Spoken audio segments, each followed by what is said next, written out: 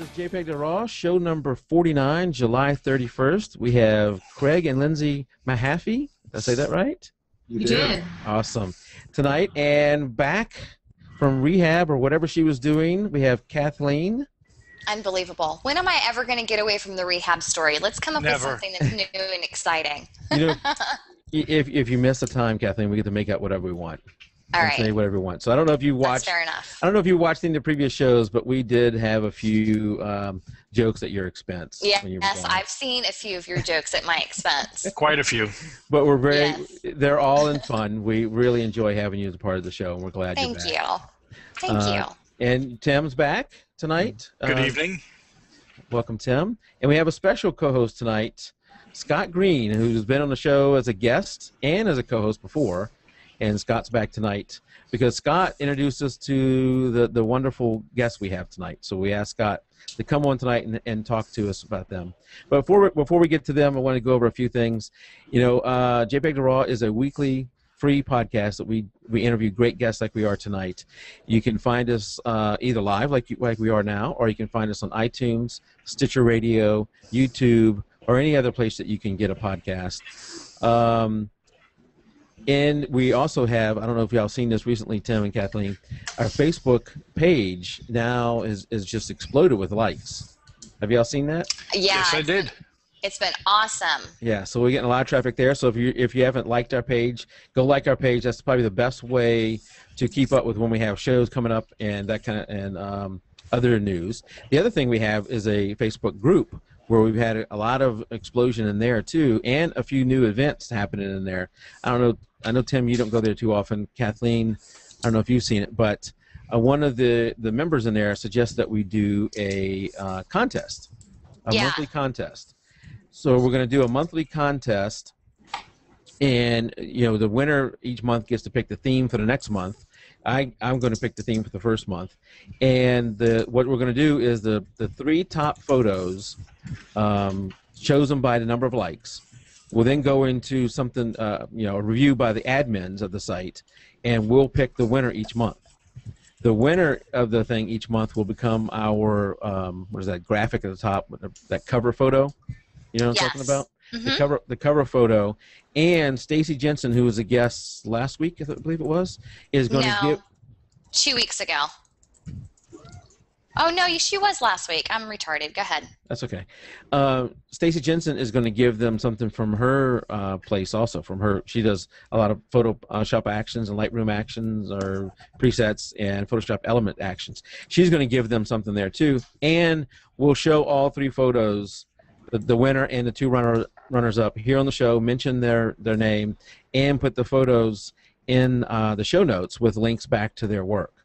That's a really cool prize, especially that last one, because that means people who aren't even a part of our online group will get to see your work and have a link to your website, which will be good for anybody's business. Yeah, and very much. And the purpose is to encourage, you know, people to get out and take photos of something maybe you wouldn't have otherwise, because we'll be picking themes. It'll be going on, you know, every month, so it'll be a new theme, maybe something you haven't done, and you know, you have to be a member of the group to do this. We'll create an album, and you'll put your photos in there, and we'll do that every month. And on top of that, the lady who recommended has been somebody who has been a member of the group for a long time, very active in the group, and has helped out a lot. And tonight we promoted her to be one of the admins of the group. Awesome. Gina Perry is a new admin of the group to help us out. You know, because we've had a lot of growth in the group. We're up to almost 350 members now. 349. 349. And a lot of very talented people in the group, very willing to help each other out. If you're not a member of the group already, you know, be sure to jump out there. Just go to Facebook, search for jpeg2RAW, and join the Facebook group. And there's a lot of interaction going on in there. I will say that I've been watching. There's some people that have been part of the group since we started the page. One in specifics, Ann Kelly. Yes. And I have been seeing people's work grow leaps and bounds just since the show started, especially hers. She posted an image today that when the show started wouldn't have been in her wheelhouse to be able to accomplish, and she's just blowing us away. And so I think being a part of the group and listening to the show and getting all these tips and information that you get from our great guests is just a wonderful way to grow your photography. And you're silly if you miss out on it. Yeah, Ann has been an active member out there too. There's a lot of active members out there, and as the group continues to grow, we'll probably add some more admins over time. It's probably not quite as prestigious as it sounds, but the bigger it grows, the more help we need keeping things on track and ideas to keep people wanting to come back. Right. The other thing, Kathleen, you missed last week was a great demo by Jim Collison. We had him on the very first part of the show, and he demonstrated the Drobo, the actual one we're giving away.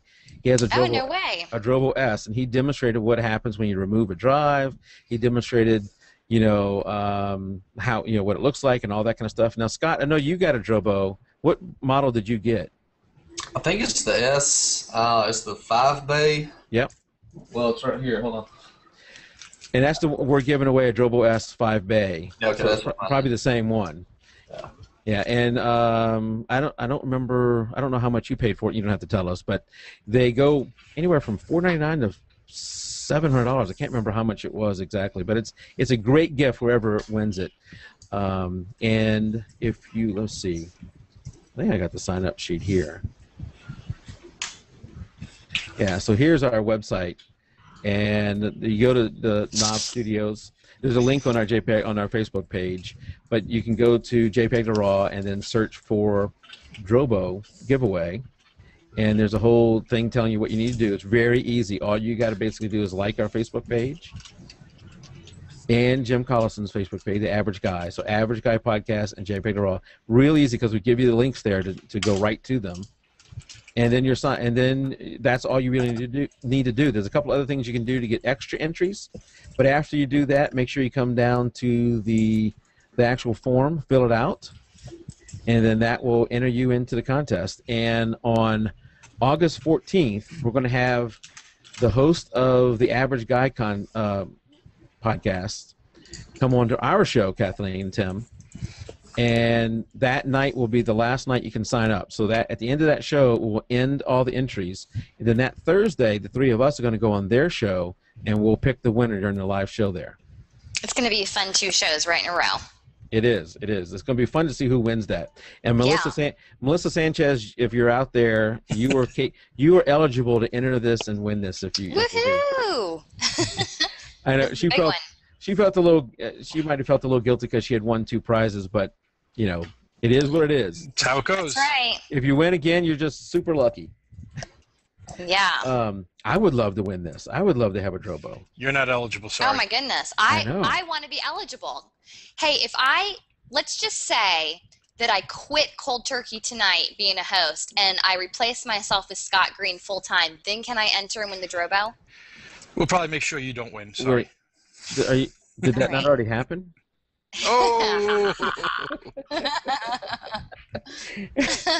Sure, you can enter, Kathleen. I'm sure we'll won't delete that entry. But no, if you haven't entered already, make sure you enter before August 14th so you can get in and potentially win this great giveaway. I will say it does not come with drives, but the great thing with Drobo is you can add drives over time. So like Scott said, it's a 5-bay array. You need to buy 2. So you can buy 2 hard drives, stick it in there, and then later, as you can afford more hard drives, you can stick more in there and grow your storage over time. Or if you just have some spares lying around, you can stick them in there. Scott, did you fill yours up all at once? No, I've just got 2 2-gig drives, but it was I think it's expandable up to like 36. I mean, 2 terabyte drives. I think it's expandable up to like 36 terabytes. A lot of storage. If I fill up 36 terabytes, I'm keeping way too much stuff. Yes, that is true. And I will caution and say that this is not a all-in-one backup. You're fully protected with this. You still want something like an online backup solution in addition to this. And I would recommend something like CrashPlan, which is what I use. But this is a good start. This is a good start to get you protected from losing data. All right. What else we got going on? The new website. Yeah, I'm still working on that. That'll come. That'll come eventually. I had hoped to have that done by show number 50, which this is show number 49. I'm thinking I'm not going to make. I'm thinking I'm not going to make that. We're next month is the end of our summer season. We're getting ready for the fall season, and lots of new stuff coming in.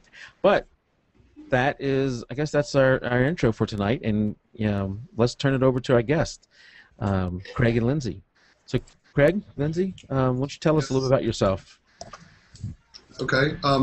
We are Sposa Photography. We've been in business for almost 8 years now. Is that right? Almost 9. Almost 9 years. So time flies when you're having fun. But we started out in photography and photographed everything: kids, families, pets, weddings, you name it, and you'd write us a check for it and we'd photograph it. But I guess about 4 or 5 years ago, 6 years ago maybe now, we made the decision to specialize in weddings only. That's what we felt like we were drawn to. That's where our passion was. So that's what we felt like we were excelling at. So that's what we decided to specialize in. We still take families and children for close friends and former clients, but other than that, we basically specialize in weddings. That's awesome. Do you guys feel like that specializing has grown your skills specifically with the weddings, because you've had basically all of your time just to focus on that genre of photography? It really wasn't a conscious decision in the beginning, at least, to specialize in weddings. I think that when you have a passion for something, you begin to excel at it, and so there was I think a difference in our work at weddings versus our work in other aspects of photography, and I think that it just naturally kind of drifted that direction. And that happened for probably a year or two before we actively said, okay, let's just do weddings. And I guess we really feel like you excel at what you love. So right. Whether it's if you don't like dealing with people, then you need to be a commercial photographer. If you enjoy dealing with people, and we were actually both psychology majors in college, so maybe that's kind of helps us being wedding photographers, I'm not sure, but we were really drawn to the emotion of a wedding day. We're really emotional people. And we were actually married about 6 years ago, so that probably had a lot to do with it as well. That was an important time in our life, and that's all we were thinking about was our own wedding. So of course in our business, that's also kind of the direction we were going there, and we just continued falling in love with it. But to more specifically answer your question, I guess, I feel like specializing in weddings doesn't necessarily make us better at photographing weddings, but I think one of the strongest things about specializing in a certain type of photography is that your office, your workflow becomes much more efficient and manageable. Yes. And to photograph all different sorts of things well, and to have a marketing plan for weddings and families and seniors and whatever it is that you're doing, it's easier to have a successful business when you specialize. I believe that wholeheartedly. I can see that. Tell us what changed about your processing as far as, because you said that since you're specializing in weddings, you helped to narrow down exactly what you needed to do from beginning to end on the wedding. Tell us a little bit about that process that you guys take from start to finish. I would say I'll let Lindsey handle that because she handles most of our day-to-day office activities. She's in charge. She's pretty much in charge with everything in our life. Okay. But, see, I like that. Good for you, every Lindsey. marriage, though, I think. So, basically, we really tried. I don't even remember where we read this, but years ago we read that you should always set up your business almost basically like it's going to be a franchise. And not that we ever want to franchise Sposa out, but we want it to run efficiently, so we wanted to put systems in place that would allow us to run it efficiently, where even if we stepped away, we could have an employee, which we do have a full-time employee that's been with us for about 7 years. We can step out of the office and she can handle anything that happens because we have systems in place for everything. So we know exactly what we're going to do. On Monday, we come in and we know this is the day we're calling the wedding from the weekend before. On Tuesday, we're kind of finishing that up and actually editing that wedding. On Wednesday, we're working on the slideshow, and by Thursday, basically, we're uploading everything online. And then Friday, we're preparing for the upcoming wedding. So we pretty much put systems in place, and same thing even from the the initial client inquiry that we get with a wedding, we know exactly how we're going to respond and what we need to send them to get our work out and hopefully secure them as clients.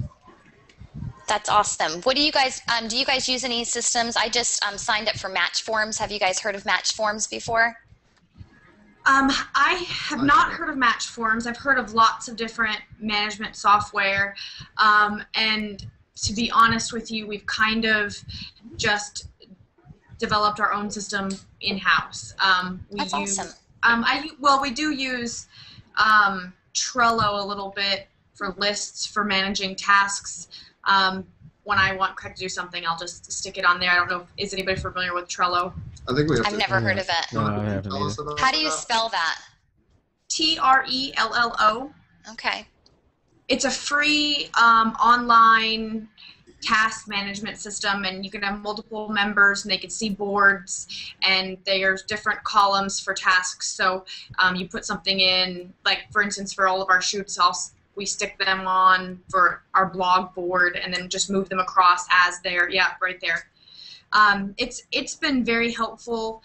We do have, this is embarrassing, I don't know the name of it. What's the name of, we bought a basically a studio management software. This is honesty time. Yeah, we bought Photo One, and I think I have 5 contacts in there. Yeah, we and that's it. And never got. They take a long time to set up those systems sometimes. They take a long time to set up, and I found that they're really geared towards people who shoot families and children more so than weddings.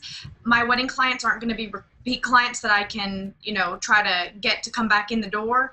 And so because of that, I don't really market that much to my previous clients other than, so I just, if I was specializing in family sessions or something like that, I could see where that management system would really, really come into play and be very useful. But for what we found, because people are really only in our system for a year or 2 at a time, and then they're gone, that we didn't really utilize it like we should.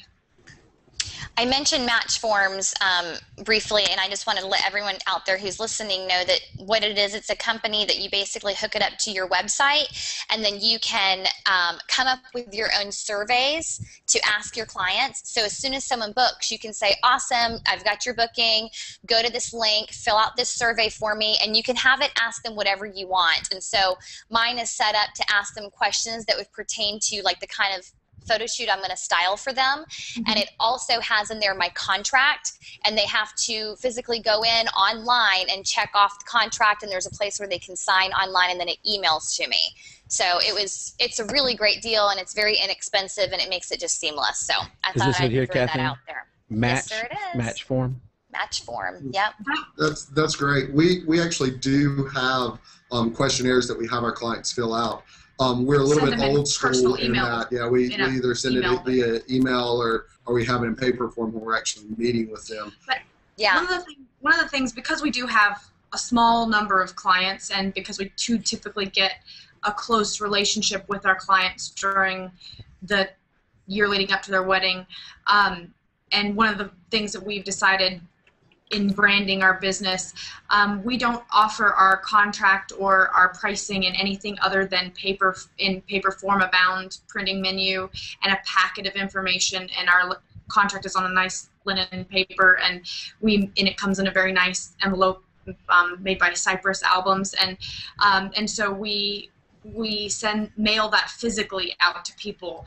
And we do that mainly because we want to separate ourselves from other photographers. We've just found throughout the years that normally if a client is emailing a photographer to photograph their wedding, they're probably emailing 3, 4, or 5 photographers. Sure. And a lot of photographers will just send back a canned response, here's my pricing, and that's it. Or if they call a photographer, the first thing that the person says on the phone is basically, well, what's your pricing? And once you reach a certain price point, you aren't going to be successful if somebody's price shopping, basically. If they're just comparing our price to 4 or 5 other people, it's likely we might be more expensive than them. And if they're just price comparing, then we're going to lose that battle. So we really want to show them the detail and and the custom experience they're going to get when they choose Sposa Bella. So we do that even in our packaging. So in order to make it not easy for us to even share our pricing, we don't have it in email form. We don't have it in a easy digital form. We of course could email it out if we needed to, but we really want to give a reason to make more contact with our clients. So if somebody inquires with us, we either schedule a meeting or we offer to mail them our information, and then we always have a reason then to follow up with them if we do mail them our information and then discuss. So because the more points of contact, that's what we're really going for. Yeah, I like it. Okay, so talk to me a little bit about how you guys picked your name for your company. What does that mean? That's easy. Okay, so people always ask, is that your name? So Sposa Bella is Italian for beautiful bride. I love it. So we just sat in front of our computer with like Babelfish or Google Translate or something, I don't remember, years ago, and started typing in random words and translating them into French and Italian and trying to come up with a name that we thought was pretty. We didn't like the ring of Mahaffey Photography, and so yeah. I love it. It is very pretty. I love it too. Yeah, very good. Thanks. Very pretty. Okay, so when I started checking out your website, I of course immediately saw beautiful images, and that was a no-brainer. And then I turned my volume up, and you guys have the beginning of your website has a father of the bride kind of giving a charge or a toast to the bride and groom. That's one of the most beautiful speeches I've ever heard. Like I'm thinking to myself, I can't start crying because I have to be on the show in a few minutes and I'll have mascara running down my face, but it really was beautiful. And what I liked about it was because it added more to your romantic style, because as soon as a bride logs on, you know, as a bride, we're thinking of wedding day, not marriage life. And because the wording is all about what their life is going to be like as a married couple, and it's not just talking about the pretty day, it really placed more weight on the wedding day itself as to what it means and what it stands for, and as to why it's so important to capture this day, because it's not just a pretty day.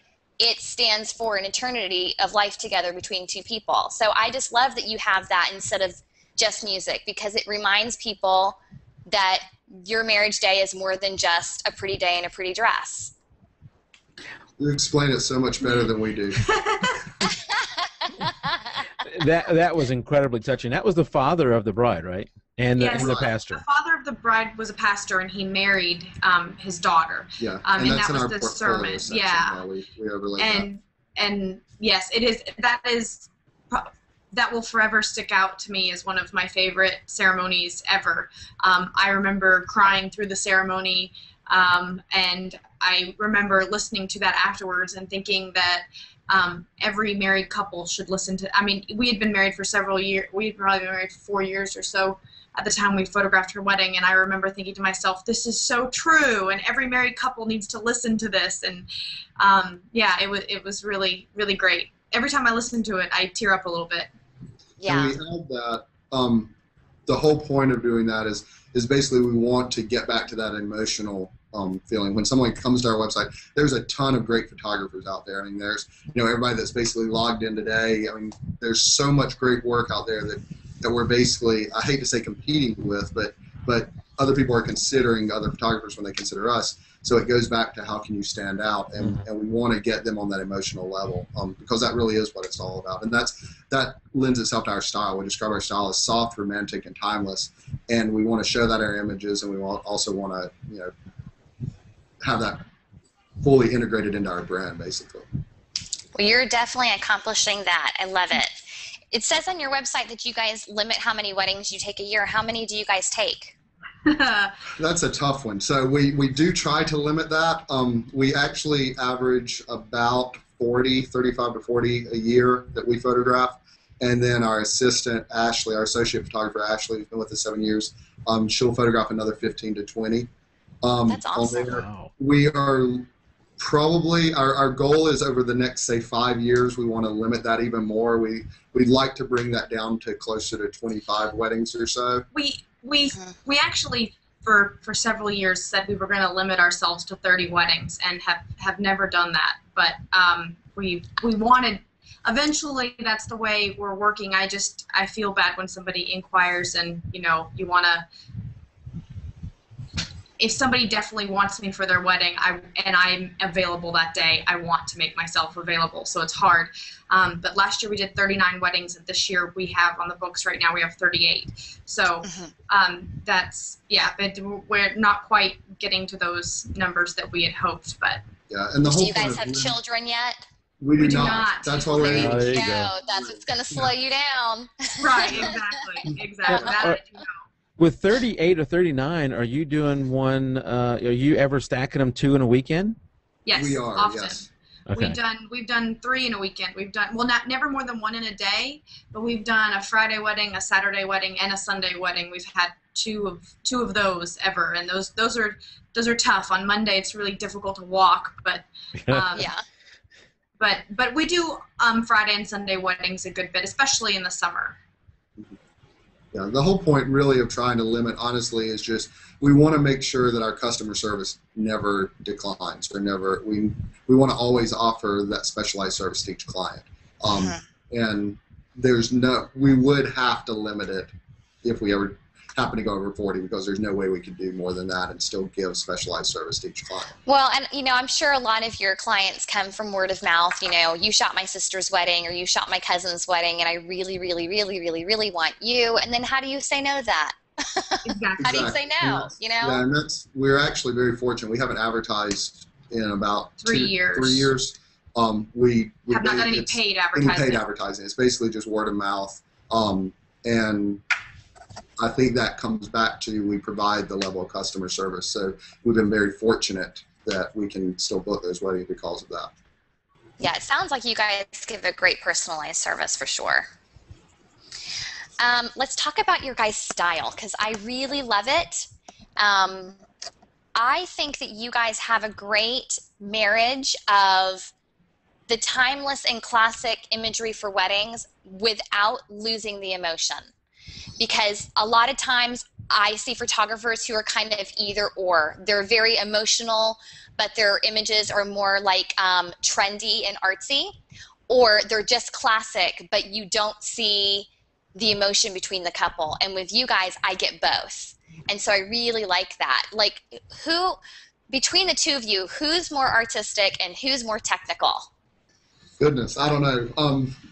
Neither one of us are technical. We always call Scott Greene when we do Scott, how we do this. Hey, me too. That's what I do too. Yeah, that's. Thank you for saying that. I mean, that really means a lot to us, because that is what we go for. We want to be technically strong. We want to provide images, and we've found ourselves over the last couple of years. When we look back at our images, we almost feel like we are losing some of the emotion that we want to capture, because we oftentimes do get too technical. And Lindsay's always telling me we bring too much equipment to weddings, and I'm trying to set up too much, and we're missing moments because of that. Yeah, that's a really fine line. I feel like in the years of doing this, it's been really difficult to separate out the technical aspects of things that I've learned while trying to be artistic and creative. Some of my favorite shots have motion blur, or, you know, they might not technically be the best photo, and it's a fine line between being artistic and creative, being technically strong, and capturing the moments. And that's something that we are currently even still battling with. We got into photography in the first place because we're emotional people, and so I don't think that will ever go away, no matter how technical we get. For me, I think the battle has been more with being creative and being, you know, creating really artistic images. But we also try to say that with every wedding we photograph, we try to make the photography that we produce timeless. You know, I want our clients to look at our images now and love them, and I want them to look back on these 30 years from now and love them, because you know, wedding photography is going to follow them forever. You know, so it is something that we. And I think we're very fortunate in that we're both photographing together. We looked several years ago. We discussed possibly splitting, because we had several dates that we could have booked 2 weddings, and Lindsay could have gone and photographed 1 wedding with an assistant. I could have gone and photographed 1 with an assistant. And we talked about that for probably about a week, maybe 2 weeks, and then said, no way, we love working together, and we don't think we would enjoy it if we weren't together. I say this all the time, but I keep trying to convince Lindsay that we get dressed up on Saturday nights and it's a date night for us, and she won't let me actually count it as a date night. It doesn't get to count. Yeah, it does not count. But we have a really good time when we go, and I think that's part of the reason that we, going back to even having to advertise, practically every wedding we photograph, we have people come up to us and compliment us, and they've never even seen the photos. They just see us having a good time and enjoying ourselves. And since we are working together, there's times that I may not be feeling it, and I may hate everything I'm getting, or Lindsay may have the same thing. But by photographing together and being a husband-wife team, between the 2 of us, we're able to produce that, because Lindsay's actually much better when it comes to lighting than I am, with seeing the light and figuring out exactly how we need to shoot and how we need to use the light. And I'm a little bit better when it comes to the posing and making our couples feel a little bit more at ease. So I think by working together, we always are much more successful than if it was just me going out and photographing or Lindsay going out and photographing. But Kathleen, I want to chime in real quick. You got to talk whenever you want there, Scott. You got to jump in, because seriously, you won't get wide word open. I'm trying to find my moment. And Kathleen won't even shut up now. No way. You just jump in anytime you want, Scott. But I can vouch, like with Craig and Lindsay. Obviously, I've been big fans of theirs, and since I guess 04, 05, when I first went to their first workshop, and just over the years watching their work. I mean, it's even evolved from the very first time I saw their work to presently, and it's just they've always kept that emotion touch, which I think is what separates them from a lot of other people. They do call me technical, and I'm fairly technical, but that's one thing that they've always, I guess ever since I've been following them, is they've just got that emotional touch and feel. And I've actually been in a wedding that they've shot, so I've actually got to see them work for 8 hours, which was actually, I think that was more of a thrill for me to actually. The most workshops, I'm like, what are they going to do next? What are they going to do now? Oh, this is a lot of pressure for us, though. But yeah, it's but you can tell the connection they have between them two. I mean, it's just reciprocated, through the bride and groom, and I think that's what makes them them. So. Thank you. No. Yeah, a tear.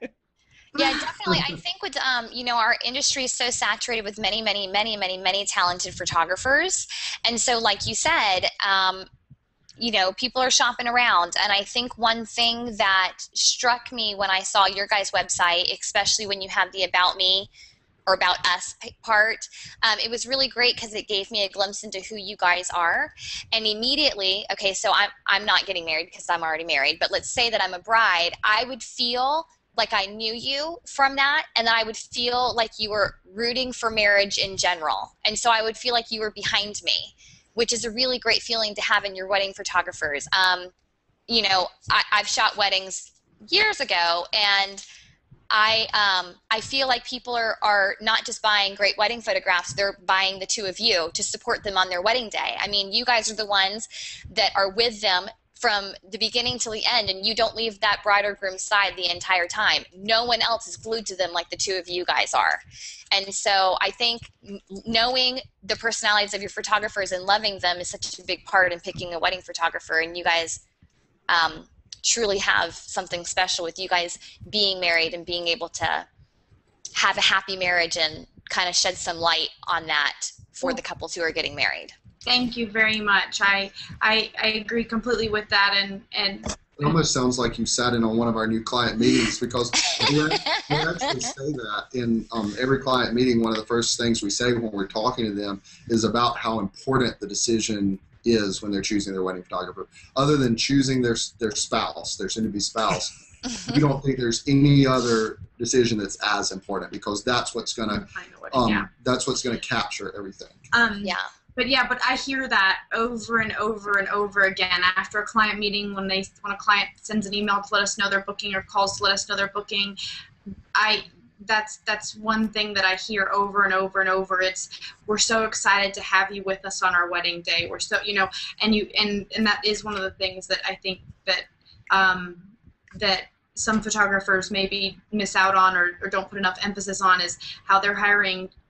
They don't know what their wedding photographs are like. They're hiring us as people to be there with them on their wedding day first and foremost. That's, you know, one of the things that is, you know, one of the reasons they choose you or they choose us. So right. We always say that your website and your images are what get the phone to ring and get the email inquiry to come in, but it's really your personality after that, especially when it comes to wedding photography.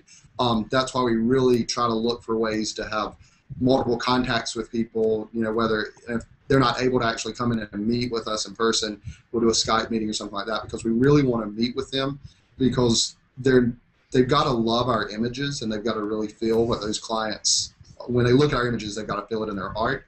But then in addition to that, they've also got to love us. They've got to connect with us and make sure they want us to be there beside them.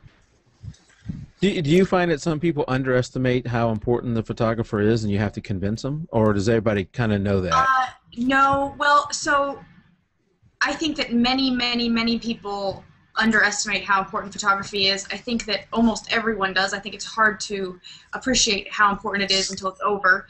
We were wedding photographers and didn't appreciate it when we were married like we do now. But I tend to find that our clients, because they are referral from previous clients, from venues, I find that most of our clients tell us that photography is one of the most important decisions they make in planning their wedding, that we're usually one of the first phone calls they make after the venue and the date is set. So that is kind of a reoccurring trend. When it happens that we get an inquiry from somebody who photography isn't a top priority, then it's pretty likely we might not book them. You know, it really has to be somebody who really values photography and puts a big emphasis on that. Yeah, I've probably been married longer than anybody else here tonight. Maybe, I don't know, maybe Tim comes close. But we're going on 20 years. So this April will be 20 years. And really the only thing left from that day, because I really don't remember a lot of it. It kind of was a blur. But the only thing left are those photos. I mean, that's it. And you always hear this, that if your house is burning down, one of the few things you'll run back in to get is your wedding photos. And that right there tells you just how important those things are. Can't replace them. You cannot replace them. Well, if you maybe, but not like 20 years ago. I mean, those things are super important. As a guy, I kind of thought the next day was going to be the most important thing. But you know that now. Well, not going into details there, but you know the reality is that the thing that comes back is that the wedding day, and those photos are what document that wedding day, and that is truly important. And so I think too many people underappreciate that until after it's too late.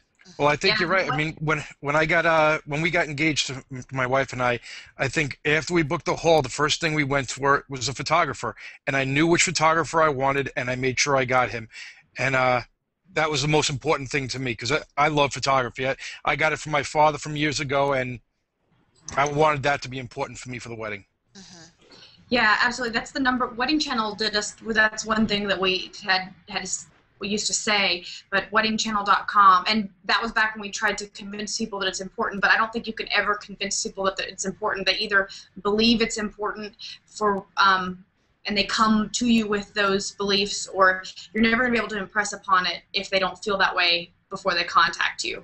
But the weddingchannel.com did a study, and it said that the #1 regret of newly married couples overwhelmingly was they wish they had spent more on a wedding photographer. And because, you know, and like all brides, you have this idea of what your day's going to be, and you don't think about that, and then when it's all over, you realize how it would have been nice to have maybe a little nicer pictures. But a couple of poignant comments in chat right now about that, where they did not have the right photographer, or in one case somebody actually had to sue because the pictures were so bad. Yeah, and you see that happening more and more, and I feel like especially with digital and everything else on practically any forum you go on now, you see warnings of where make sure that you're doing the right thing, because there are a lot of people that are getting sued because they're not producing the work that they should. And I mean, pretty much all you need is a business card and a website. You invest $50 and then an entry-level DSLR, and you can be a professional wedding photographer. Right. And I think it's a disservice to brides because they're uneducated. It's the first time they're doing this usually, and that's one thing. I mean, most of our clients, like Lindsay said, they value photography still. We don't deal with a lot of that on a day-to-day basis, but we do try to get that point across to anyone that we talk to. You really got to research, and even the clients we meet with, we encourage them, look at other photographers, but always make sure you're looking at a complete wedding. Don't look at 15 portfolio images. Anybody can use 15 good portfolio images. Scott, did you have a question? That's smart. Yeah, I was just going to speak on behalf of most of us wedding photographers listening and watching. As far as pricing goes, when do you guys, or what advice would you have to step up or slowly increment your pricing over time? I mean, that's something I struggle with, especially with my senior photography. But I think I'm kind of middle of the road with weddings, but I don't know if I need that step up or if and I just wonder how you guys kind of handled that over the past years. Well, how we handled it over the past years is a lot of trial and error. I think like every single photographer starting out, you undervalue yourself. You are shooting photo sessions for people and weddings for people and losing money on it and have no idea and think that you're making a lot of money. I think that's a very, very common story. It was ours. And, getting involved in PPA, Professional Photographers of America, they have some fantastic financial information on how to price yourself. That's the single most important thing to learn as you're getting into the business, is how to make a living at this. Otherwise, you won't be doing it for very much longer. And so we've found most of the price increases that we've done have been small and incremental. We typically increase our prices every 6 months, about twice a year. And in the beginning, when we were starting out and we realized how underpriced we were and how we were losing money, those increments were larger, say maybe of $500 onto a wedding package or something like that. Lately, at the price point that we're at, it's a little harder to make those kinds of big jumps. And so now it's kind of like adding $50 here, $50 there every few months, because if you don't consistently increase your prices, you're taking a pay cut every year with inflation. Yeah. It's really important not to be stagnant. And for people who are nervous, maybe set a goal. Say, well, I'm going to raise prices to this point, and then I'm going to book 5 weddings. And after I book those 5 weddings, I'll raise my prices by another $100. And then, it is really difficult and it is very nerve-wracking to make big jumps in price. So it's very important to do them, if you are going to do just small jumps, that you do them very often. Otherwise, you'll never get anywhere. Yeah. So, like Lindsay said, I think that is a lot easier. Just do smaller but very incremental price increases to get you to the point where you need to be. And it's sad to say that pricing will dictate how people view you also. Totally true. Always book more weddings when we've increased pricing. So we may have a little bit of a lull for a couple of weeks or even a couple of months, but then after that, once we kind of feel comfortable with that, and a lot of that is even us selling it because we didn't believe in it. When we were first charging the prices we were charging, we didn't think we should charge those. When we first started charging more than we were willing to pay for our own wedding, it was tough for us to believe it. So of course, when we're talking to a client, they can see that doubt in our eyes, so they're not going to believe it either. But I think you really have to believe in yourself and trust that you're worth this, because you are. And if you run the numbers, you'll realize that if you aren't charging certain amounts, you probably are losing money when it's all said and done. But people come into it, and if they have a $3,000 wedding budget, they're not going to book a $2,500 photographer. They're going to book a $3,500 photographer because they want to get the most for their money. Right. So you really need to kind of examine your market and see what your market can bear, and that's where you need to work towards. Now, you, of course, have to have the work to support that. I'm not an advocate of fake it till you make it, but you have to have the work that can justify the price you charge, but you've also got to believe in yourself and present yourself to potential clients as successful and as being worth the amount that you're charging. You know, you guys were saying earlier that, you know, you can't really convince a client as to how important it is to pick a good photographer. But as professionals, what I think we all can be doing is being a leader in the industry for the up-and-coming photographers. I know that for all of us, when we see another person pick up a camera and say they're going to be a photographer, it kind of feels overwhelming. And so our initial response can be one of, well, who do they think they are to try and pick up a camera and join the photography business? But I think that, you know, as professionals, we've been given a great responsibility to leave a legacy to the people who are coming behind us. And those people who have just picked up a camera and are only charging $100 for a session and given a CD with the disc don't know any better until someone can tell them and encourage them that they are worth and can do more. And I think, you know, it's what goes around comes around, or, you know, the whole treat others the way you would like to be treated. We all started somewhere, and now we have grown. And so I think it's a responsibility only to see the people who are coming behind us and to give them the encouragement needed, because it only helps everyone if they become more professional and charge more. It only hurts everyone if they get better but don't charge more. Absolutely. So that's kind of something I think we can be doing. Yeah, and we agree completely. We've always gotten more in return. When we work with new photographers or given a workshop or whatever it's been, we've always gotten more from that than we feel like we've ever given. I think, you know, you think maybe new people either one, they underestimate their worth as they get better. Like Scott. Scott has some great, and he's not on the super cheap end. I don't want to discount him there. He has some great work, but he's probably worth more than what he's charging. And then most are. Yeah, but then there's so that maybe is one camp. Another camp may be that they don't truly understand the cost of business. If you've gone, I'm just a hobbyist. You know, I do have a flash on my camera, but I'm still not going to take images like Scott. I'm just a hobbyist. I don't do anything for money. But if you turn this into a business, you got to think like a business. There's cost to that equipment. There's cost to living. You know, if you're going to use it as a business, or you're buying your groceries with it, you know, what are you doing with that? And you got to fully cost it out. And if you're charging $150 for a wedding, Scott's not. I don't want to imply that. If you're charging $150 for a wedding, it's a deal. You could do better going and working at you know, Publix as a grocery store bagger. I would venture to say if you're charging $1,000 or less for a wedding, you'd be better frying fries at McDonald's. Yeah. You know, I mean, for the time and effort and that you put into it, if you're trying to do things right. I mean, I think that's one of the biggest misconceptions, is that people think that one, digital photography is free, and two, that the startup costs of a photography business that's the most expensive time.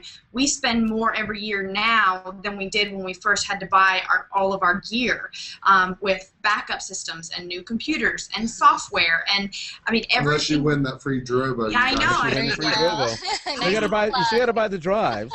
And as Kathleen found when she was looking at maybe getting a D800, you know, the file sizes on cameras keep getting bigger and bigger. So you got to upgrade your computer. We have two DRAW systems. We have a mirrored one, and to our DRAW system, we just had some hard drives fail. We had to replace them. That, you know, and then we had we just sent off our 7200 to be fixed.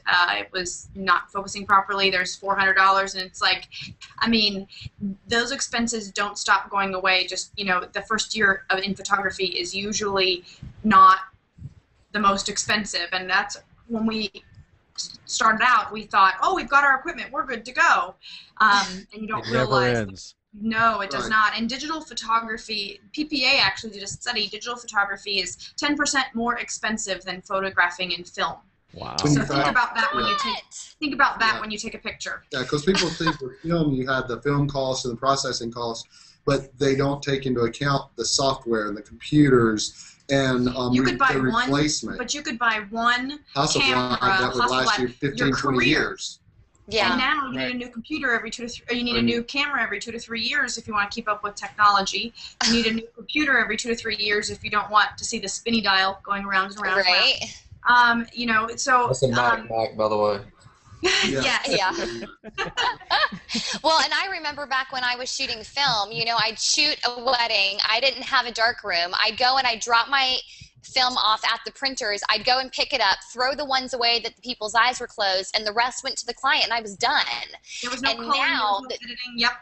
there was nothing. Now the time invested after a photo shoot with doing the editing and the culling and the marketing online and yada, yada, yada, there's so much more time invested. Yeah, people thought that the prints in those proof books were expensive, but online hosting of web galleries is a lot more. Yeah. Yeah. Well, So talk to us. How many pictures do you take at a wedding? Too many. I tend to overshoot worse than Lindsay, but our goal is to average 2,500 or less at a wedding, and then we will then call that down to Sometimes so usually we're between 2,500 and 3,000. Yeah. Our goal is to get under 2,500. Last weekend's wedding we were under 2,500. So just by a couple. Yeah. But, 24.98. Yeah. And then so what the couple sees afterwards, we call that down to probably around, it depends on the length of the day that we're shooting and how many guests are involved, but typically clients see between 600 and 800 images. So that's a lot to choose from still. Yeah, that's really great. I know that that's overwhelming and that we should narrow it down more, but it's very difficult. Yeah.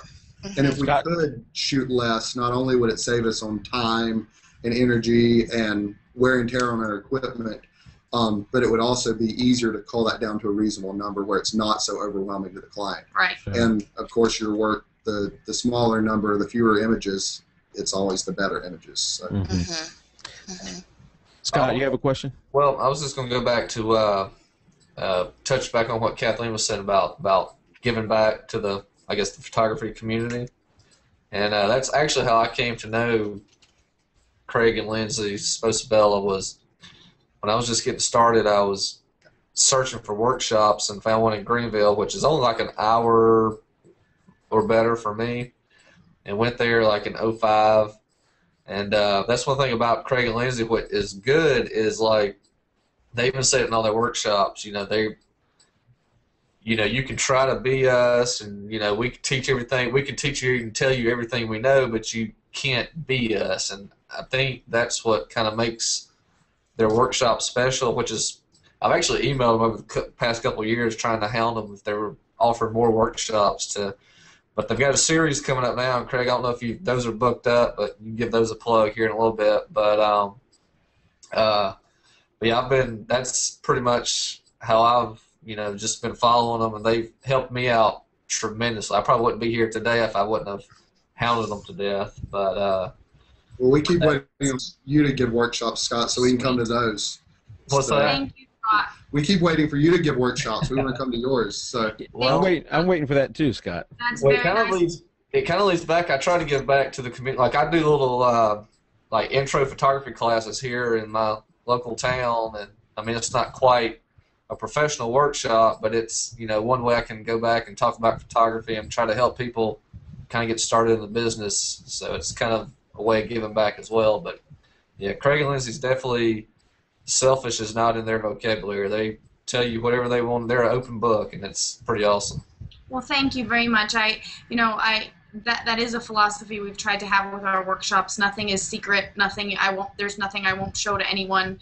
If you email me and ask me any questions, even after this, there's nothing we won't share with people about our process and what we do. Because you have to take it and make it your own. Otherwise, it will never be true to you. It'll never come across as authentic to your clients, and you won't be successful with it. And none of us see the world the same way. And so, absolutely. But thank you very much. Thank you. Can we see some of their pictures, please? That's what I'd like to do, because I want to talk about their processing style a little bit. Yes. Or lack thereof. There you go, Kathleen. I got them coming up. And oh my gosh, that's one of my favorite ones. That first one you popped up. As we're heading into that, going back to what you said, I've often used Scott as an example. Is that I can try and mimic Scott but ultimately I'm still going to be me. Nothing's going to make me Scott. Nothing's going to make me Craig or Lindsey. You're going to ultimately be yourself.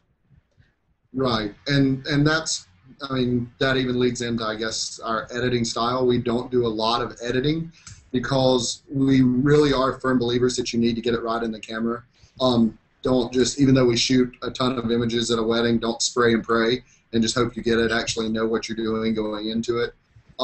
And we don't over Photoshop. We touch up and we lightly retouch. We actually just use Lightroom to edit our images for everything. So some of the images that's a little misleading, because some of the images you put up there are older images that we used to use a Photoshop and lots of Photoshop actions and things like that. But in the last 2 to 3 years, basically we just open up a photo in Photoshop if I need to clone something out, like a blemish on somebody's skin or something that's very distracting in the image. Other than that, almost everything else on the website, everything on the blog has just been through Lightroom. Yeah, and it's very minimal. That's awesome. We just, again, try to get it right in the camera, try to put the client in the right situation. We don't really try to stage moments. We just try to set the stage and let the moments happen. So we really try to get the clients where they need to be and then stand back. And we don't overly direct, but we do give a little bit of direction. But we really want to try to get the emotion to come out from them. So in Lightroom, are you guys processing the images pretty much the same every time? Or do you guys do something different to each image? We have an automatic import of settings that do basic adjustments to things overall to the images, and then we go in and adjust each individual image if it needs, for lighting, density, color correction, that sort of thing. And that automatic import, basically what we did is we looked at the settings that we were normally sliding most of our images to, and we just created a preset. And we shoot with Nikon D700, so it's actually called D700. So we just, when you go to the import screen, I'm sure most of you guys are familiar with it, but a lot of the viewers may not be. You can just choose whatever import or whatever preset you want to apply during import, so it's already there. So our images are already at a pretty good starting point, and then of course we look at each one individually and tweak as necessary.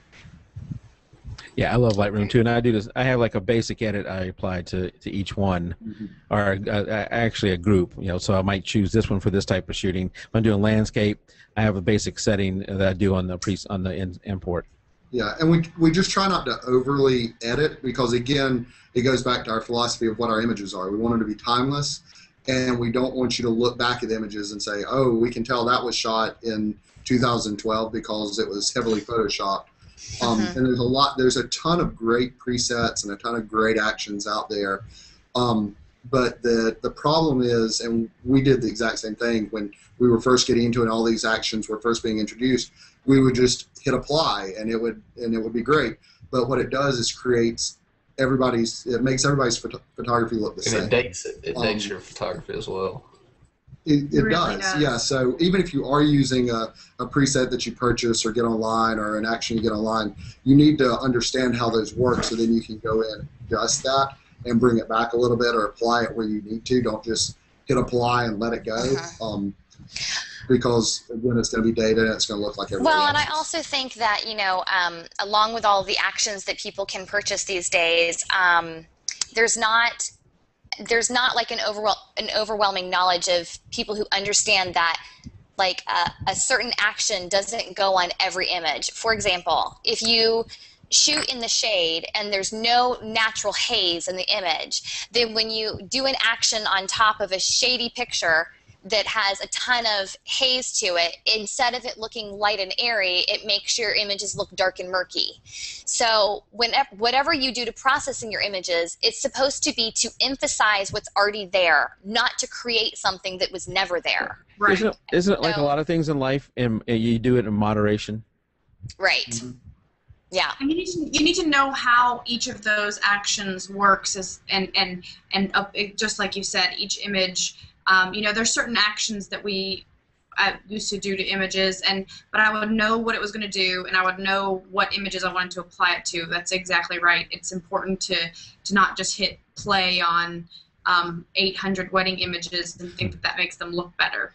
Right. Well, one little secret that Action doesn't make a bad image look good. Absolutely. one secret that I did that I learned how to process, what processing I do is I would take an action that I liked. You can actually hit the little drop-down menu of the action, and it tells you the steps that it does. Mm-hmm.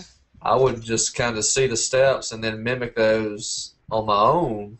Mm-hmm. And, it's kind of, the action kind of helped me, but now I see the process, and if I need it done, I can just, either create my own action or just go in and do it if I need to. It kind of helps you learn more about the process rather than just hitting play and letting it go.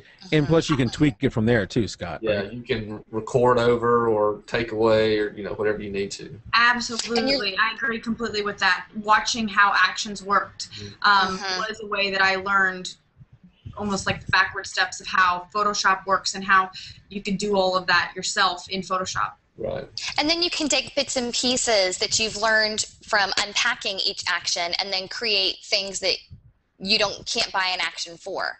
You like a little bit of this action, a little bit of that action, and you mix it together and do your own thing. And that's the whole process in creating your own style of your edits. And what you guys have is a very clean edit, but I'm still sensing a lot of softness, not out of focus. Everything is crisp, sharp focus, but like a romantic softness to your images. How are you guys creating that? Luminance in Lightroom. Luminance. We shoot out of Love focus too.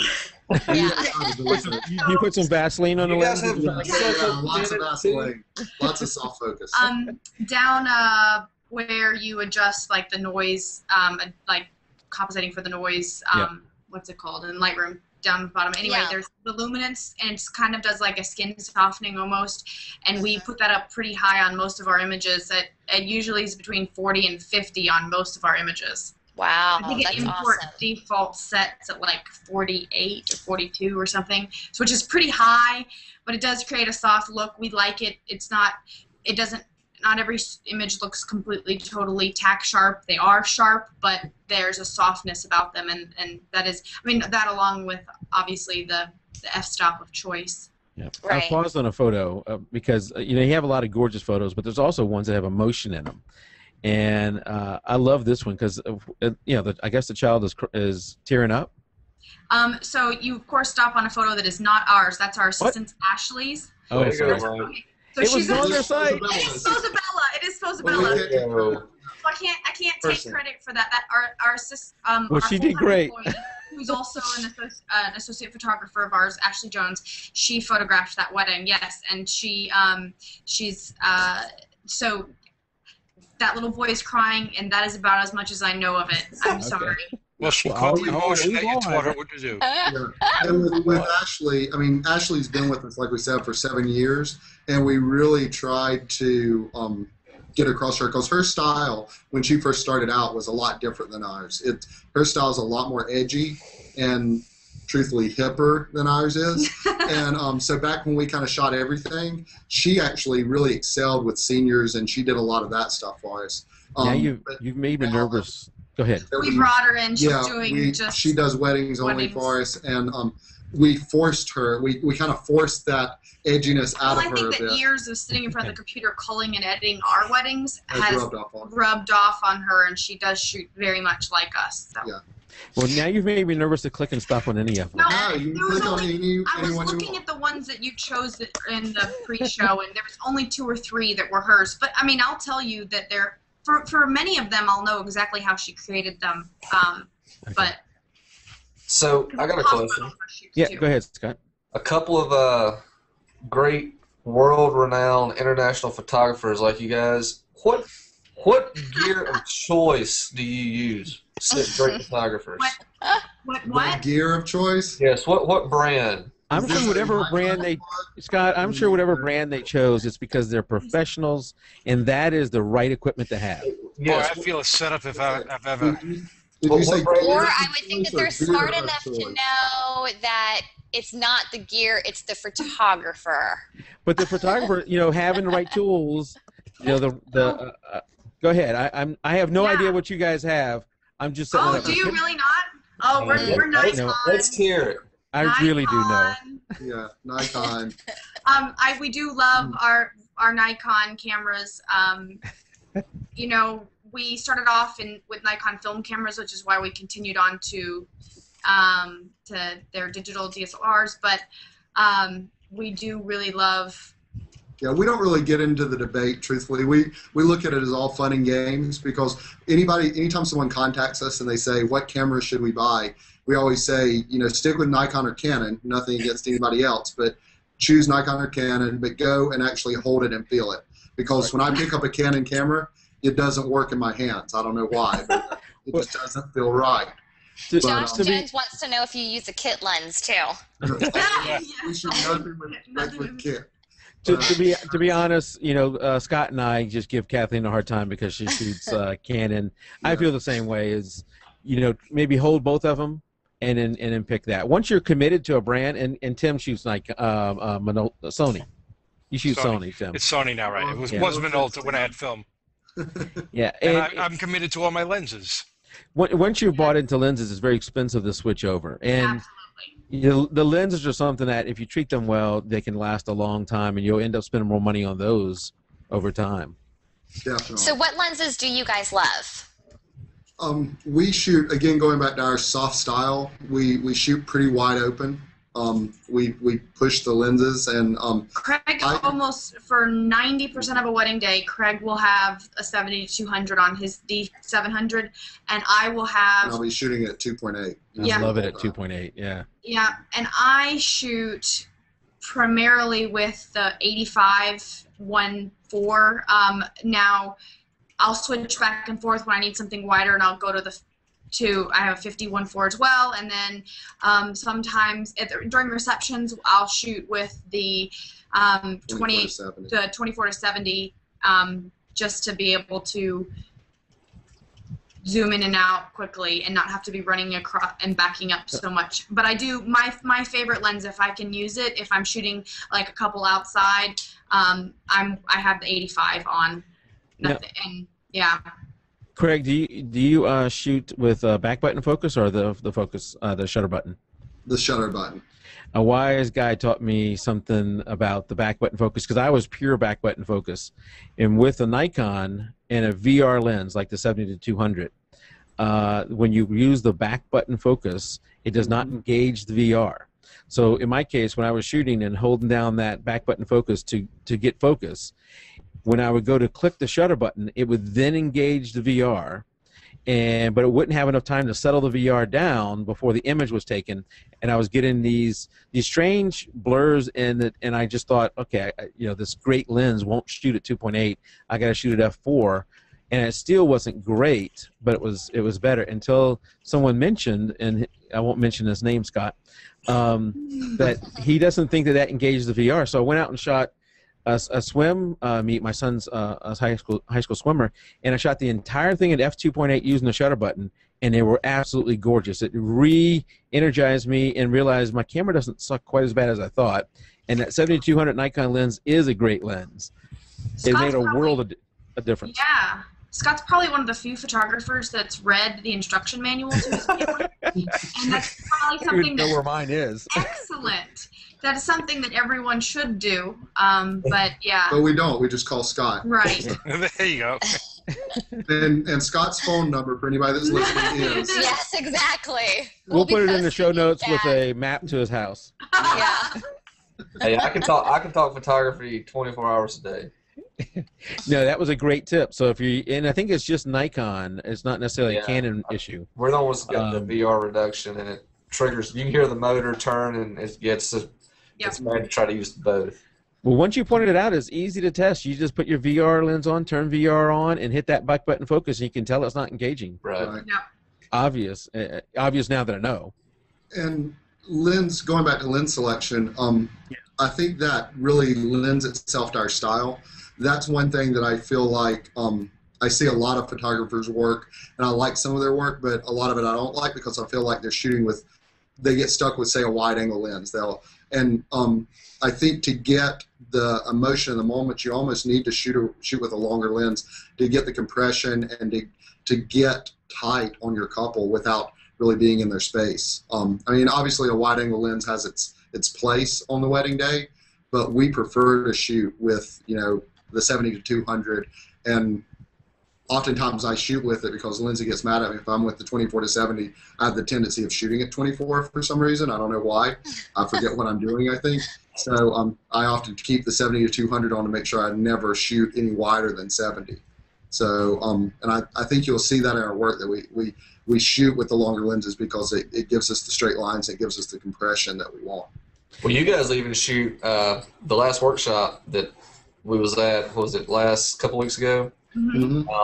I found it pretty cool that you guys even shoot like group formals sometimes with the 70-200. I like it. Yeah, pretty much always. If we have room to back up, we shoot with the 70-200. I'll be halfway back or 3/4 of the way down the aisle, zoomed in at 200, shooting family formals. If possible. Yeah, if possible. If it's a really wide group and we have, for our family formals, if it's in a church, we do set up speed lights on stands. We'll shoot those with 2 speed lights.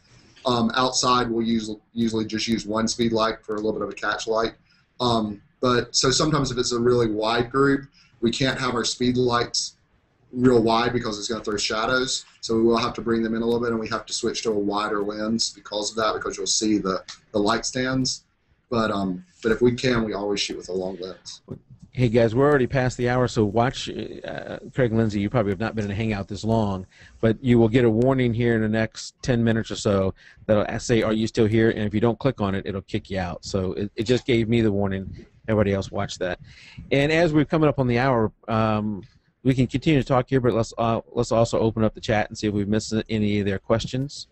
I do want to say that I think it's amazing you guys have been featured in Charleston Weddings magazine, the Knot, North Carolina, and you guys have won so many awards across the board, a lot of your images, and I just wanted to say congratulations on all that. I think it's really great that you guys have, put yourself out there to not just push yourself with your business, but to push your work against other photographers' work to make sure that you're always a step above. I think that's a really great thing to do. Thank you. We agree. Yeah, you really have to. Oh, well, that's... Yeah. We don't agree that our work is a step above. I agree. We're awesome. That's important. Yeah. We agree that you should enter competitions and you should put your work out there. Because the first time we entered a competition, we bombed and got nothing, but it made us learn the criticisms of, it improved our images. Yeah, it made us learn technically where we were weak. And we're still technically weak in so many areas, so we continue doing that to continue improving. It's awesome. Do you feel like having those awards has helped your credibility with your clients as well? Yeah, you can. I'm sorry, I'm clicking yes that we're still going to got the warning, yeah. We just got the warning. Yes, definitely. I think so. I mean, I think clients mention it. I would say that about something like 80–85% of our clients were in a wedding party, our cousin, were guests, they've seen a complete wedding, they know how we work. So that is their comfort level with us. And then the awards are kind of like something they like to tell themselves, and maybe that they bragging rights with friends or something like that, I guess. I don't feel like the awards themselves would get us weddings. It's more about the personal connection and the personal referral. But it's a reassurance. It is a nice pride. It is validating their decision, and it probably validates our price a bit too. Here's a good question I just saw in the chat. I guess it's Sis White. Was it hard? Okay. He asked, was it hard to start working together? Like, I'm trying to picture this, working with somebody you live with 24/7. Yeah. I know my place, so that helps. But no, we're both, Lindsay and I, a lot of people could not do it. Some of our best friends, if they tried to work together, they would be divorced, I would think. It's really, our personalities are pretty laid back. Every person is different as to whether or not they could work very closely in business, especially in a very stressful business like wedding photography. Wedding days can be extremely intense and stressful. And Craig and I were both psychology majors. We are not fighters. We are talker-outers. And so because of that, we we do really well together. I think that's all one word, talker outers. Yeah. Yeah. But It's the Clemson word, I believe. Yes. so who does the money? Yeah, So- have y'all kind of segregated the business into you do this part of the job, I do this part of it? Yeah, definitely. Absolutely. So it's myself and our full-time employee Ashley are in the office Monday through Friday from 9 to 4 every day. Yeah. And Craig is the photographer at Clemson University. So he works there Monday through Thursday. So I don't see him Monday through Thursday during the day. So it's not like we sit beside each other 7 days a week. But who does the money? Well, I handle our, QuickBooks. somebody just asked in the iChat who does the money as far as, we do divide up our tasks. Like Lindsay Craig typically keeps- handles Craig- our email. I Right. keep our QuickBooks, but I'm also the one that wants to buy all the new equipment, so Lindsay tells me I can't do that. Right. So I So, manage he actually calculates everything and enters everything, but I'm the one who says whether or not we could spend it. right. And we have a good understanding that we know there are times we're going to be frustrated with each other, but I think it's a great thing being a husband-wife team. Lindsay can be brutally honest with me, and I can do the same with her, and it hurts my feelings sometimes because she is brutally honest with me, and she tells me when something's bad, but it makes me better, and it makes me realize, and there's a lot of things she has to tell me over and over because it takes a while to get through my head, but yeah, so like if I was working with an assistant, I couldn't say, hey, you really blew it on that. blew it on that this shoot. I hated all the stuff you did here. You should have done this. You should have done this. You should have done this, or whatever it is, or Right, so I think that makes us better because of that. Yeah. And there are times, I mean, I can't lie to you that, well, with our relationship, if we do get in an argument or disagreement, it's truthfully probably because of business. We disagree more on business-related stuff than we do on our own personal life. And there have been times that we get in the car and go from the wedding to the reception, and we're at each other's throat the whole time and just grumpy with each other. So we're not fighters. We're not big fighters. So at each other's throats is, I guess it depends on your level of that. But yes, we're basically we're discussing things very with intently. each other, Yeah. and then we get out of the car at and the it's all reception, and smiles. it's like, we're Yeah. good to go. Yeah. Because you have to put that away because you could really ruin somebody's day. This is not your. Yeah, it's your, not about us at that no. point. Right. So you have to really understand that. And you got to remember that just because you dressed up and went to a wedding, it's not date night. Exactly.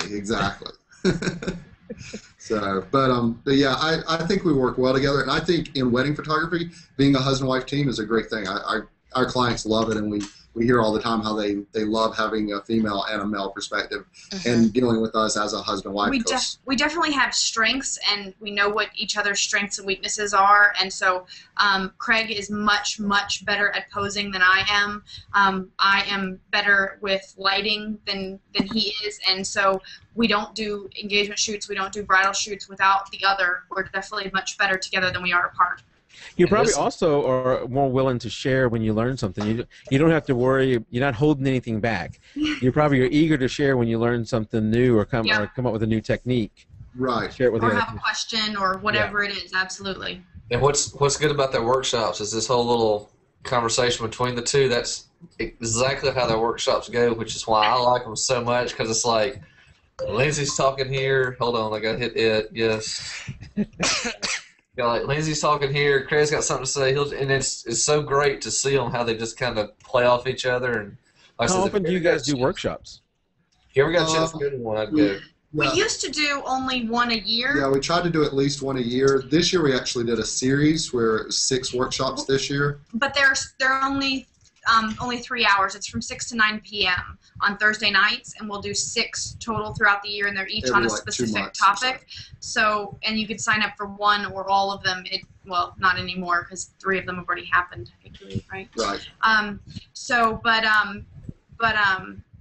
So that's this year we split it up into all year long these little mini evening workshop things. So, Okay. but in the past we've done one a year. Mm-hmm. And it's just trying to get back. We get a lot of questions. We'll get emails or phone calls from married photographers, and we never mind helping anybody or answering their questions, but it's our way of kind of condensing that and trying to get everybody in one room and let's go through it all at once. Last year we did one big workshop in Greenville. It was an all-day workshop on the business side and pricing, and we opened it up free for everyone. We were able to get a free venue, and that went over really well, and I think we're going to do that again soon. I'm hoping maybe next spring or something for one like that. And so, because that, that's one area that I feel like many photographers who get into the business because of their love of photography put that on the back burner. That's wonderful. That's wonderful. I love your openness to want to help and want to keep the world of photography at a certain level, especially when it comes to running a business and the pricing side. I think that's important for all of us to be able to make a living at this. There needs to be some sort of standards set, and new photographers don't know about it unless they're told. I did not know about it for years and years and years and years and years, and then Facebook hit, and before Facebook, I was the only photographer that I knew.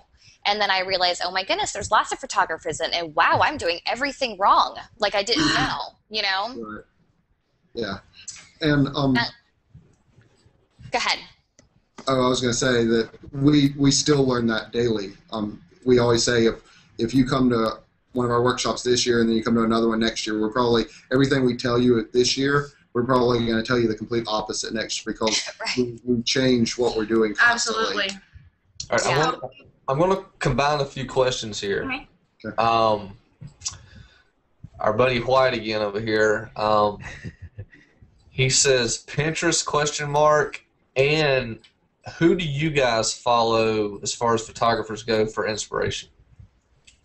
Okay, Pinterest, we do have a Pinterest account. We don't use it like we should. Craig created it. I just recently got on there because I want to redo my dining room, and I've been pinning dining rooms. Yeah, so baby. I'm not using it appropriately for the business at this point. But we need to. And then what do we do for inspiration? Who do we follow? Oh, who do we follow? My favorite photographers to like as far as photography inspiration are Jeff and Julia Woods and Parker Pfister. Those are I like two. Jerry Guillaume also. Jerry Guillaume. Yeah. But those two, I just am awe-inspired by their creativity. And so. From a philosophy and an emotional standpoint, we really like Joe Busick. Joe Busick is my I have a love affair with Joe Busick. We're like this.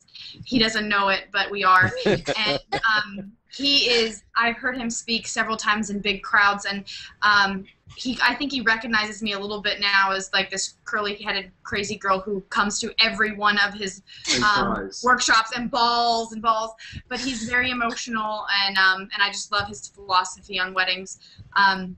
So, and a shout out to Josh Jones's wedding photographer. Susan Stripling is one that I do love watching. And her her soon-to-be husband, Cliff Mountner. We love their work with light and what they do as well. Very nice. Yeah, Josh is out there now. He had a question. And I saw Josh asked about our album workflow and how we maximize that. We do it a little bit different than a lot of photographers. A lot of photographers either charge per page or per spread for their albums. We don't do that because we're not really salespeople, and we feel like you have to upsell when you do that. Everything we've designed in our business has been designed around who we are as people and how we manage things, and the way we do it is not necessarily right, but it's the way that works well for us.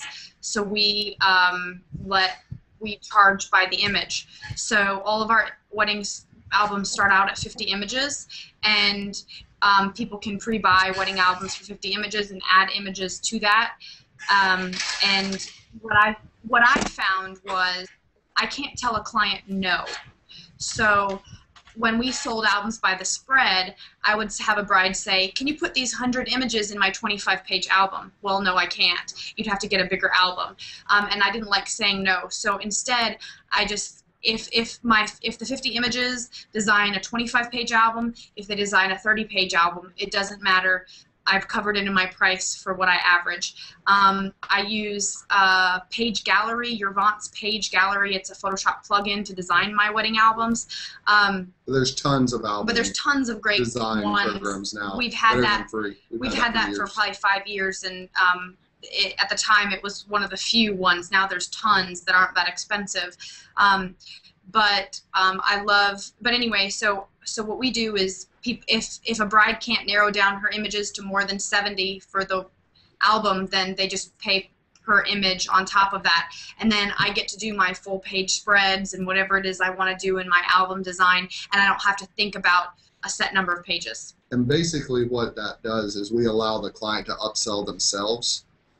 We let our clients choose their images. We don't pre-design albums for them. We don't choose the images that go in their album. We tell them that it's their wedding, it's their images. It's going to be their album. They need to decide what goes into it, so they can put anything they want into it. And it's very rare when a client will usually purchase our intro album, which is 50 images, but it's very rare that they actually can then only choose 50 images after the wedding. So they automatically upsell themselves. So we just took that load off the bus. I gotta imagine if I'm seeing the 600 that you showed, I'm gonna have a hard time getting down to 50.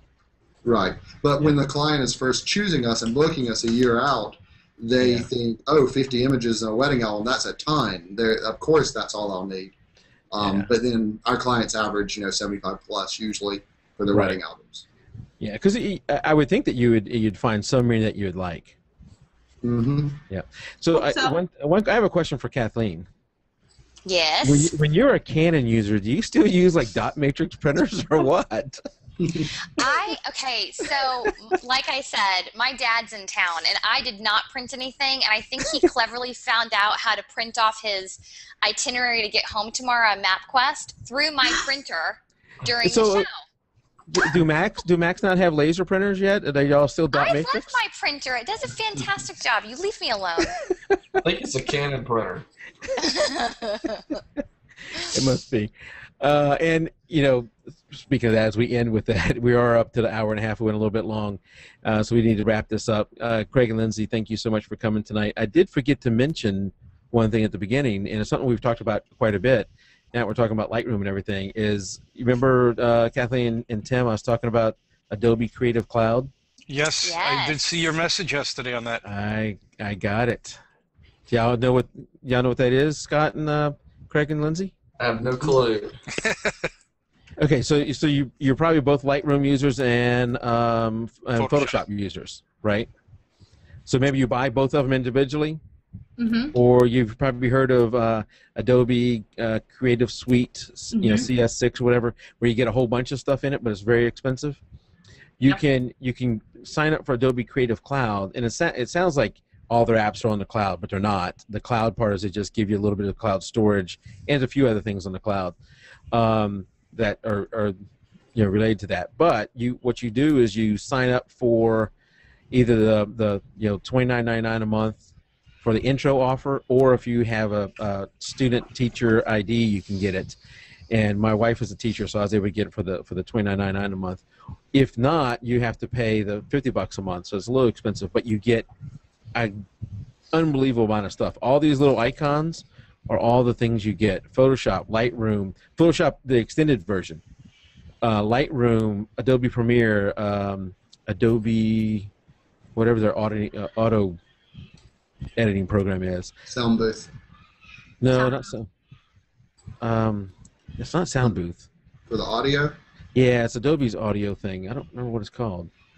Audition, Adobe Audition. Audition, the After Effects, just crazy number of things. If you buy all these individually, it'd be like $10,000. And you get all the updates for free. Now, you do have to continue to do the monthly thing, and if you ever end it, your subscription ends, and you don't have that stuff anymore. But if you're like me, and you're going to be upgrading every other year, and remember, they've changed their policy. If you don't have the most recent version, you don't get the upgrade price on the new version. So that means you're almost forced into upgrading every time they come up with an upgrade, or else if you're going to do it, skip a few versions, you're going to have to buy it at full price. I don't know if y'all knew that, but they changed that with CS6. So when CS7 comes out, if you decide to skip 7 and go to 8, you're going to have to pay the full price of 8. I need to upgrade right away because I did not do the last upgrade, and that makes me nervous. And that came out at the HAL.